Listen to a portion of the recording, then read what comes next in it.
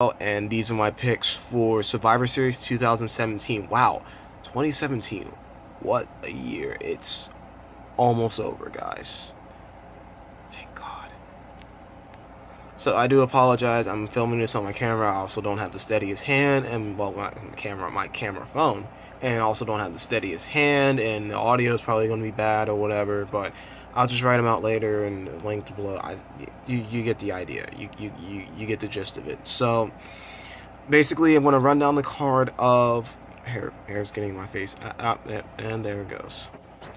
Basically, I'm just going to run down the card of Survivor Series, and yes, if you're wondering, I am in my bedroom.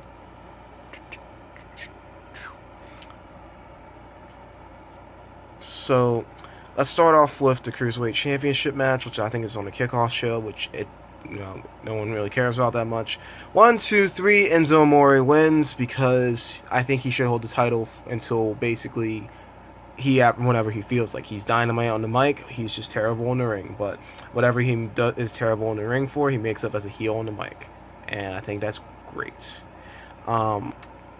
The very next match I have is title for title, the mid-card title. So it's The Miz as the Intercontinental Champion from Raw versus Baron Corbin, the US Champion from SmackDown. And I would actually have The Miz win this one via skull-crushing finale off a distraction from the Miztourage, because they're his goons, they're his squad, they're his homies. Why wouldn't they help him out?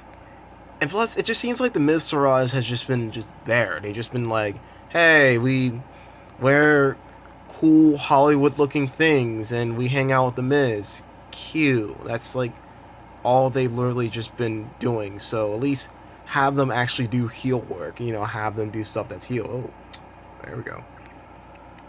The next one, I'm not really sure how this card really fares out, but I'm not sure if this is the right card or if this is the wrong card or if this is the card itself, whatever. Is the tag team title for title, and it's The Bar from Raw, The Bar, versus the Usos from SmackDown. And I have the Usos winning this one because the Usos basically just proved to us that they're one of the best tag teams of this generation, of the PG era, or can I say the PG era? Yeah, the PG era or the new era or whatever of wrestling, and they just proved that at Hell in a Cell. And I think keep having them like shoot for the moon is probably the best thing to do. And you can even have like a run in from the Shield, because obviously they're not on the card, but I don't think they're on the card at least. But having them as like outliers, the Hounds of Justice basically going out there, I think actually would help out a lot. So the third match that I have written on my paper at least is Alexa Bliss, the Raw Women's Champion, versus Charlotte, the SmackDown Women's Champion, title for title for the women's. And this one I actually put an asterisk by. So what I want them to do, and I hope they actually do this, is I want Carmella to cash in Money in the Bank during this match. Because why wouldn't you? Well, if you think about it, if you have Money in the Bank, you have the opportunity to fight for any title at any time, and and basically your guaranteed contract for a title match. It's a fielder's choice at that time. Whoever she pins, she becomes a champion of that brand. And unfortunately, they don't have James Ellsworth anymore because he got released. Rest in peace, Els. Rest in peace, the no-chin wonder of the world. But I would have him, come out and do like a thing. It's like Carmella is cashing in her Money in the Bank, or whatever, something like that. But he's not there anymore. But if she runs out and she cashes in Money in the Bank, she can beat whoever she wants. But for obvious reasons, I picked Charlotte to win this match. But if she does cash in Money in the Bank, which is smart, very, very smart, and I don't know, I think I had that booked in my How Bayley Should Turn Heel. I think you guys should actually read that. But if he actually does, she cashes in, pronouns she cashes in Money in the Bank, that just makes her look like as a very smart, like a very I wouldn't say sadistic opportunist. She'll make her look like an opportunist, and it makes sense. So the next match I have is the Raw traditional match, which I have Alicia Fox as the captain for Raw for the women's Raw match. Women's traditional, not the Raw traditional, the women's traditional. Ah, that was weird.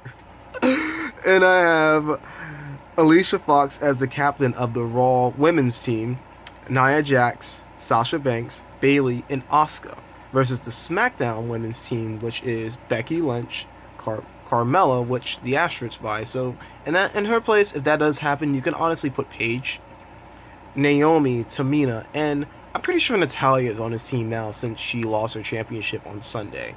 I'm pretty sure she's not very happy either. But I actually have SmackDown going over Raw in this one, which makes a bit of sense because, Raw won last year, and, WWE has been basically just 50-50 booking, so, why not? Oh, camera. Oh. So, yeah, basically just, have SmackDown win and have the two sole survivors, which I don't know if many people pick these, but I would have it Becky Lynch and Asuka. And Becky Lynch locks Asuka into the disarmor for like the longest time in the world. It's like 5 minutes she's literally locked her in the disarmor. She keeps wrenching and wrenching and wrenching. And I know you don't want Asuka, to tap out. You don't want to make her look as strong as possible because she was like she's the longest reigning champion ever. Like, I think that's in the history book. She's better than CM Punk and Goldberg. But basically have, to make Asuka look, stronger, have her pass out, Stone Cold Steve Austin, he passed out at WrestleMania 13, and he came out looking like a badass, have her pass out, and then it could start off like a huge feud in Raw, like, hey, you passed, it could be her and Alexa Bliss, you passed out, you basically screwed us out of winning the match, and it makes her even more credible as a babyface.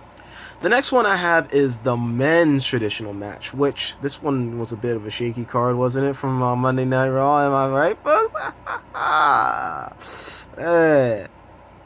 So we got Kurt Angle, which Pittsburgh. Oh, Pittsburgh, represent all the way. The captain, Braun Strowman, Samoa Joe, Finn Balor, and Triple H. The dads of all dads. He's like the king of dads.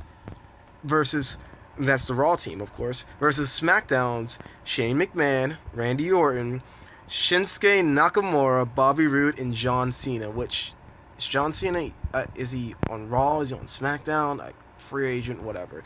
Anyways, so just to make this long story short, I would have Raw win this, and I'll have my sole survivor as Shinsuke Nakamura from the SmackDown side.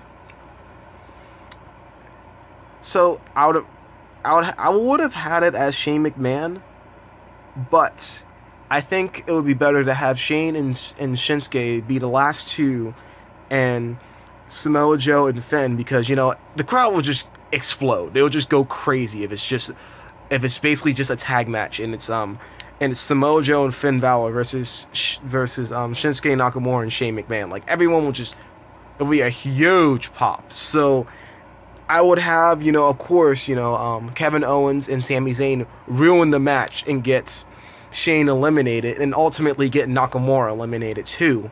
And, then it'll just be like this huge heel antics of that.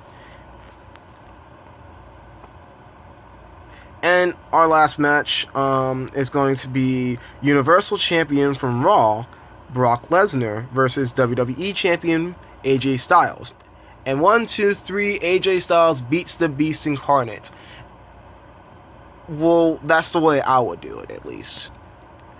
Just to make this fast, I would have AJ Styles look as strong as possible, but I wouldn't discard Jinder Mahal. And it would be smart to actually have him, batter and bruise and beat up AJ Styles, win, lose, or draw, because Jinder lost his championship. He wants his championship back. So why not beat him up at Survivor Series? So those are my picks. Make sure you subscribe. Make sure you, watch more videos. Make sure you read my blog. All the links are below. So thank you, and good night.